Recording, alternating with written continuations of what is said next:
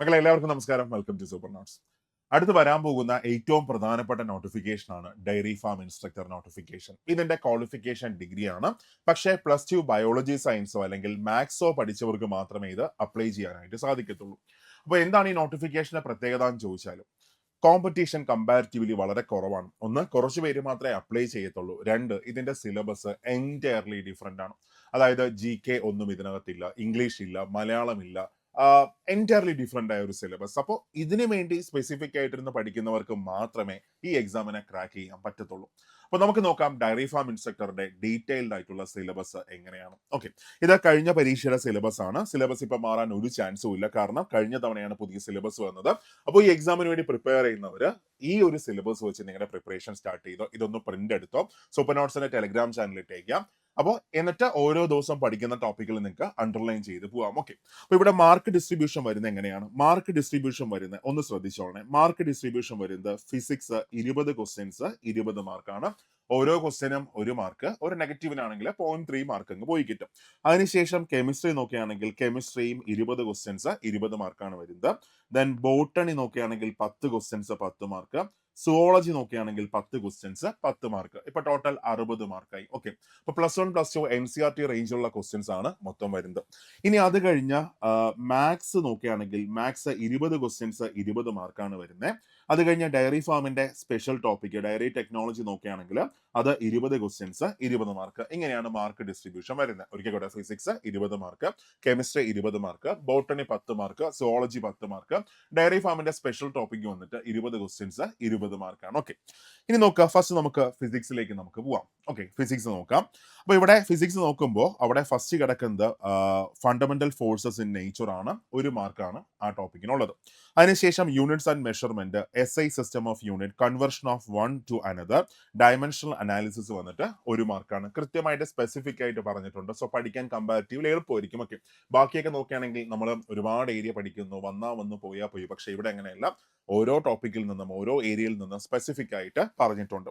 അതിനുശേഷം മൂന്നാമത് വരുന്നത് മോഷൻ ഇൻ എ പ്ലെയിൻ ആണ്. Scalar and vectors, projectile motion, പിന്നെ സെൻട്രിപിറ്റൽ ഫോഴ്സ്. അടുത്ത laws of motion, first law of motion and inertia, second law of motion and force. അത് കഴിഞ്ഞ് recoil velocity and rocket propulsion, friction and banking of curves. അതാണ് next 1 മാർക്കിന് വരുന്നത്.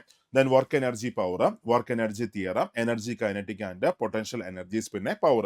അത് 1 മാർക്കാണ് വരുന്നത്. Mechanics of solid, stress and strain 1 മാർക്കാണ്. Mechanics of fluid വന്നിട്ട് Pascal's law, Bernoulli's theorem, surface tension, viscosity, capillarity 1 mark. അതിനുശേഷം heat and thermodynamics, temperature, measurement of temperature, conduction, convection and radiation, laws of thermodynamics, പിന്നെ heat engine and refrigerator 1 മാർക്കാണ് വരുന്നത്. അതിനുശേഷം oscillations നോക്കുകയാണെങ്കിൽ periodic and non periodic motion, time period and frequency of oscillation, simple pendulum 1 മാർക്കാണ്. അതിനുശേഷം വരുന്നത് electric charge and fields, properties of charge, coulomb ല and gaurs theorem 1 മാർക്കാണ്. Electric potential and capacitance, electric potential, capacitance, parallel plate capacitor, combination of capacitor 1 മാർക്കാണ് വരുന്നത്. കാരണം കൃത്യമായിട്ട് specific ആയിട്ട് ഓരോ ഏരിയ പറഞ്ഞിട്ടുണ്ട്.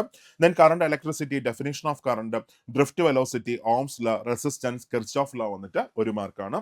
അതിനുശേഷം magnetic effects of current and magnetism 1 mark. Electromagnetic induction, അതിനകത്ത് Faraday's law, self induction, mutual induction, transformer 1 മാർക്കാണ്. Alternative current and AC generator 1 mark വരുന്നത്.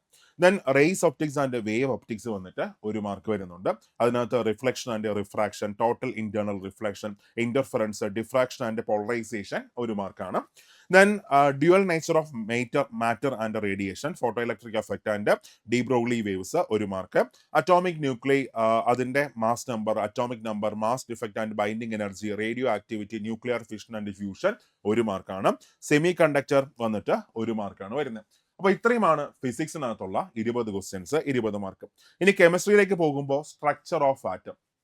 ഈ സ്ട്രക്ചർ ഓഫ് ആറ്റത്തിനകത്ത് ഏതൊക്കെയാണ് വരുന്നത്? ഒന്ന്, discovery of sub atomic particles, അത് കഴിഞ്ഞ് atomic models, development leads to the Bohr's model of atom, Bohr's model of for hydrogen atom, അത് കഴിഞ്ഞാൽ towards quantum mechanical model of the atom, quantum mechanical model of atom, ഇത്രയും കൂടെ ചേർന്നിട്ട് ഒരു മാർക്കാണ്. ഒരു കുഞ്ഞു ടോപ്പിക്കാണ്, ജസ്റ്റ് അത് അതിന്റെ ബേസിക്സ് ഒന്ന് മനസ്സിലാക്കി വെച്ചേക്കാം. അതിനുശേഷം വരുന്ന chemical bonding and molecular structure വന്നിട്ട് ഒരു മാർക്കാണ് വരുന്നത്. ഓക്കെ, അതിനുശേഷം തെർമോഡൈനാമിക്സ് ആണെങ്കിൽ ഒരു മാർക്കാണ്. ഇത് ആക്ച്വലി +1 +2 ഓരോ ചാപ്റ്ററുകളാണ് കേട്ടോ. ആ ചാപ്റ്ററിലെ സബ് ടോപ്പിക്കിലാണ് മൊത്തം ഇവിടെ ആഡ് ചെയ്തിരിക്കുന്നത്. ആ മെയിൻ ഹെഡിങ് ആണ്, ചാപ്റ്ററിന്റെ പേരാണ് ഞാനിവിടെ പറയുന്നത്. തെർമോഡൈനാമിക്സ് അതിന് ഒരു മാർക്ക് നിങ്ങൾക്ക് കിട്ടും. അതിനുശേഷം ഇക്വിലിബ്രിയം നോക്കുകയാണെങ്കിൽ ഇക്വിലിബ്രിയത്തിൽ നിന്ന് 2 ക്വസ്റ്റ്യൻസ് ആണ് വരുന്നത്. ദെൻ അത് കഴിഞ്ഞ് അടുത്ത് വരുന്നത് ഓർഗാനിക് കെമിസ്ട്രി. ഓർഗാനിക് കെമിസ്ട്രി ആണെങ്കിൽ 2 മാർക്കാണ് വരുന്നത്. കണ്ടോ, ഞാൻ ഈ പറഞ്ഞ പോലെ NCERT +1 +2 ഓരോ ചാപ്റ്റേഴ്സ് ആണ്. ആ ഓരോ ചാപ്റ്ററിൽ നിന്ന് ഓരോ സബ് ടോപ്പിക്കിലാണ് താഴെ ഇട്ടേക്കുന്നത്. ഓക്കെ, അതിനുശേഷം സൊല്യൂഷൻ വന്നിട്ട് 2 മാർക്കാണ് സൊല്യൂഷനകത്ത് വരുന്നത്. ഓക്കെ, ദെൻ കെമിക്കൽ കൈനറ്റിക്സ് ആണെങ്കിൽ 2 മാർക്ക്. പിന്നെ അത് കഴിഞ്ഞ് അടുത്ത് വരുന്നത് ആൽക്കഹോൾ ആൻഡ് ഫിനോൾ നോക്കുകയാണെങ്കിൽ 3 മാർക്കാണ് ആ ഏരിയ കവർ ആവുന്നത്. അതിനകത്ത് classification, nomenclature, structure of functional group, alcohol and phenol, പിന്നെ സം കൊമേഴ്സ്യൽ ഇമ്പോർട്ടന്റ് ആൽക്കഹോൾസ്, എല്ലാം കൂടെ ചേർത്തിട്ട് 3 ക്വസ്റ്റ്യൻസ് 3 മാർക്കാണ് വരുന്നത്. ദെൻ അത് കഴിഞ്ഞ് aldehydes, ketones and carboxy acids വന്നിട്ട് 2 മാർക്കാണ് വരുന്നത്. അതിനുശേഷം ബയോ മോളിക്യൂൾസ് ആണെങ്കിൽ 4 മാർക്കാണ് ബയോ മോളിക്യൂൾസിനകത്തുള്ളത്. Carbohydrate, protein, enzymes, vitamin, nucleic acid, പിന്നെ ഹോർമോൺസ്, എല്ലാം കൂടെ ചേർത്ത് ബയോ മോളിക്യൂൾസ് എത്ര മാർക്കാണ് വരുന്നത്? 4 മാർക്കാണ് വരുന്നത്. അങ്ങനെ 40 മാർക്ക് കംപ്ലീറ്റ് ആയി. Physics 20 mark, chemistry 20 mark. അതിനുശേഷം ബോട്ടണിയിലേക്ക് പോവുകയാണ്. മീൻസ് ബയോളജി ടോട്ടൽ 20 മാർക്ക് ഉണ്ട്, ബോട്ടണി 10 മാർക്ക്, സുവോളജി 10 മാർക്ക്, അങ്ങനെയാണ് മാർക്ക് ഡിസ്ട്രിബ്യൂഷൻ വരുന്നത്. അപ്പൊ ഇവിടെ നോക്കുക, റീപ്രൊഡക്ഷൻ 2 മാർക്കാണ് വരുന്നത്. Okay, reproduction 2 mark, sexual reproduction, flowering plants വന്നിട്ട് അതിനകത്ത് 2 മാർക്ക് വരും. പിന്നെ ബയോടെക്നോളജി ആൻഡ് ഇറ്റ്സ് ആപ്ലിക്കേഷൻ വരുന്നത് 2 മാർക്കാണ്. then അത് കഴിഞ്ഞ biotechnology and its application total എത്ര മാർക്ക് വരുന്നുണ്ട്? 2 മാർക്ക് വരുന്നുണ്ട്. അതിനകത്ത് principles and process of biotechnology, application of biotechnology in health and agriculture, then ecology and environment, അത് 1 മാർക്കാണ് വരുന്നത്. അതിനകത്ത് ഓർഗാനിസംസ് ആൻഡ് പോപ്പുലേഷൻ, എക്കോസിസ്റ്റം, ഇത് രണ്ടും കൂടെ ചേർത്താണ് 1 മാർക്ക് വരുന്നത്. അത് കഴിഞ്ഞ ഡൈവേഴ്സിറ്റി ഇൻ ലിവിംഗ് വേൾഡ്, അതിനകത്ത് biological classification, plant kingdom, total 1 മാർക്കാണ്. Then structural organisation in plants വന്നിട്ട് 1 മാർക്കാണ് വരുന്നത്. അതിനകത്ത് മോർഫോളജി ഓഫ് ഫ്ലവറിംഗ് പ്ലാന്റ്സ് ഉണ്ട്, പിന്നെ അനാറ്റമി ഓഫ് ഫ്ലവറിംഗ് പ്ലാന്റ്സ് ഉണ്ട്, അത് 1 മാർക്കാണ് ടോട്ടൽ വരുന്നത്. ഓക്കെ, ഇവിടെ മനസ്സിലാക്കാം, നമ്മൾ ഭയങ്കര ഇൻഡെപ്തിൽ പഠിക്കേണ്ട ആവശ്യമില്ല. കാര്യം 1 മാർക്കാണ്, കുറേ സ്പെസിഫിക് ആയിട്ട് പറയുന്നുണ്ട്. അതെന്താണ് കാര്യമെന്ന് നന്നായിട്ട് മനസ്സിലാക്കി വെച്ചേക്കുക. മാക്സിമം മോക്ക് ക്വസ്റ്റ്യൻസ് കൊടുക്കുക, അങ്ങനെ നമുക്ക് കവർ ചെയ്യാനായിട്ട് പറ്റും. ഓക്കെ, ദെൻ അടുത്ത് സെൽ സ്ട്രക്ചർ ആൻഡ് ഫംഗ്ഷൻ നോക്കുകയാണെങ്കിൽ സെൽ സ്ട്രക്ചർ ആൻഡ് ഫംഗ്ഷൻ 1 മാർക്കാണ്. Cell theory and cell as the basic unit of life 1 mark. Then cell division വന്നിട്ട് അതും കൂടി ചേർത്തിട്ടാണ് 1 മാർക്ക് വരുന്നത്. ദെൻ പ്ലാന്റ് ഫിസിയോളജി ആണെങ്കിൽ 2 മാർക്കാണ് പ്ലാന്റ് ഫിസിയോളജി വരുന്നത്. ഇത്രയാണ് ബോട്ടണിക്കകത്തുള്ള പ്രധാനപ്പെട്ട ടോപ്പിക്. അത് കഴിഞ്ഞ് സുവോളജി നോക്കുകയാണെങ്കിൽ സുവോളജിക്കകത്ത് റീപ്രൊഡക്ഷൻ 1 മാർക്കാണ്. അത് കഴിഞ്ഞ് ജനറ്റിക്സ് ആൻഡ് എവല്യൂഷൻ നോക്കുകയാണെങ്കിൽ 2 മാർക്കാണ് അതിനകത്ത് വരുന്നത്. ദെൻ അത് കഴിഞ്ഞ് പിന്നെ molecular basis of inheritance, then evolution, എല്ലാം കൂടെ ചേർത്താണ് 2 മാർക്ക് വരുന്നത്. അതിനുശേഷം biology and human welfare total 1 മാർക്കാണ് വരുന്നത്. അതിനകത്ത് 2 സബ് ടോപ്പിക്കുകളുണ്ട്, ഒന്ന് ഹെൽത്ത് ആൻഡ് ഡിസീസ്, പിന്നെ മൈക്രോബീസ് ഇൻ ഹ്യൂമൻ വെൽഫെയർ. അത് കഴിഞ്ഞ എക്കോളജി ആൻഡ് എൻവയോൺമെന്റൽ പ്ലാൻസ് വന്നിട്ട് 1 മാർക്കാണ്.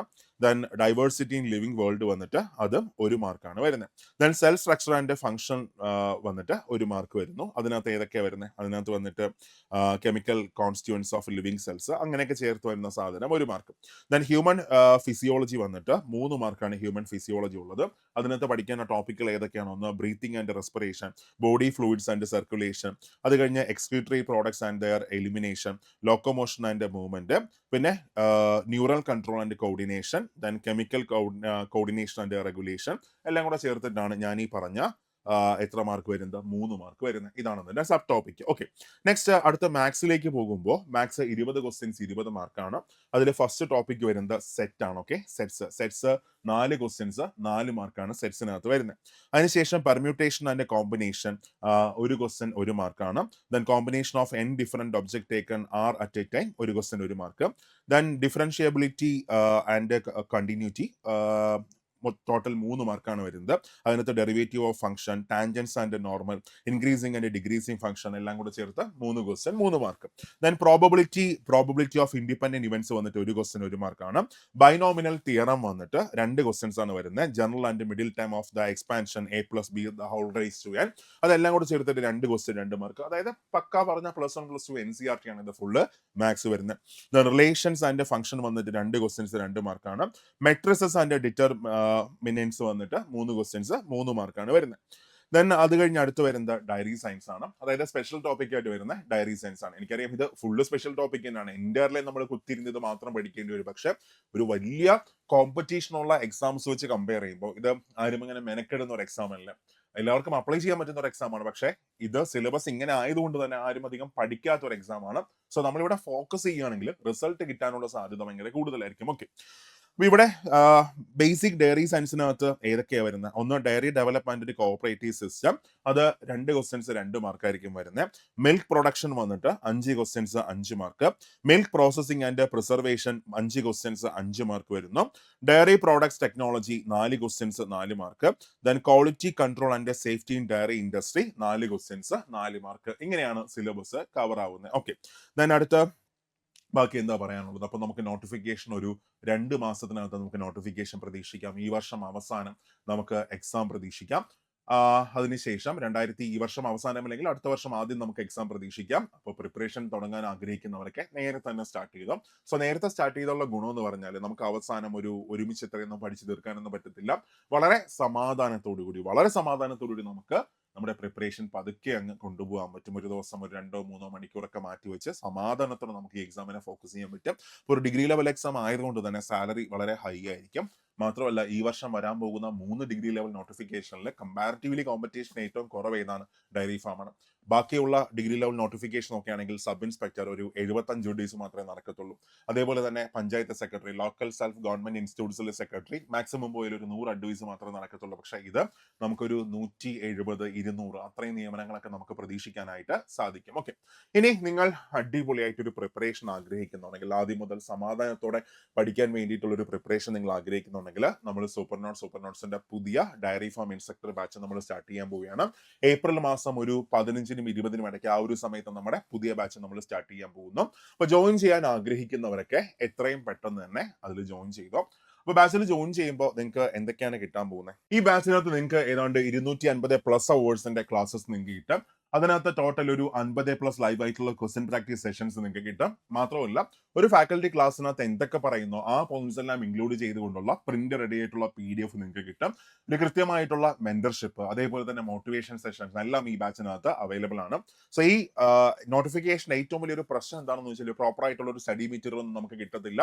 അപ്പോൾ ബാച്ചിൽ ജോയിൻ ചെയ്യാൻ ആഗ്രഹിക്കുന്ന എല്ലാവരും പെട്ടെന്ന് തന്നെ ബാച്ചിനകത്ത് ജോയിൻ ചെയ്തോ. അപ്പോൾ നിങ്ങൾക്ക് കൃത്യമായിട്ടുള്ള സ്റ്റഡി മെറ്റീരിയൽസ്, കാര്യം പുറത്ത് ഇതിന്റെ മെറ്റീരിയൽസ് കിട്ടാനുള്ള സാധ്യത ഭയങ്കര കുറവായിരിക്കും. അപ്പോൾ നിങ്ങൾക്ക് കൃത്യമായിട്ടുള്ള സ്റ്റഡി മെറ്റീരിയൽസ്, അതേപോലെ തന്നെ മോക്ക് എക്സാംസ് ബാക്കിയെല്ലാം ഇതിനകത്ത് അവൈലബിൾ ആയിരിക്കും. അപ്പോൾ ജോയിൻ ചെയ്യാൻ ആഗ്രഹിക്കുന്ന എല്ലാവരും താഴെ ഒരു ഗൂഗിൾ ഫോം ഇട്ടേക്കാം. ആ ഗൂഗിൾ ഫോം ഫില്ല് ചെയ്ത് എത്രയും പെട്ടെന്ന് നിങ്ങളുടെ സീറ്റ് ഉറപ്പിച്ചോടാം.